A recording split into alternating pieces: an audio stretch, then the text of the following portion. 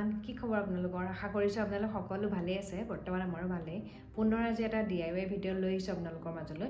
আশা কৰিছোঁ আপোনালোকে ভিডিঅ'টো চাই ভাল পাব। যিহেতু দিৱালী আহি পাইছেই, সেইকাৰণে ভাবিলোঁ মই কিছুমান দিৱালী ৰিলেটেড ভিডিঅ' বনাম বুলি ভাবিছোঁ।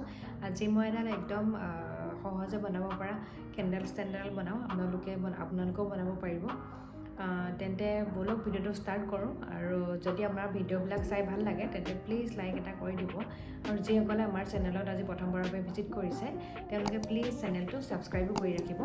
তেন্তে ব'লক বেছি দেৰি নকৰি ভিডিঅ'টো ষ্টাৰ্ট কৰোঁ।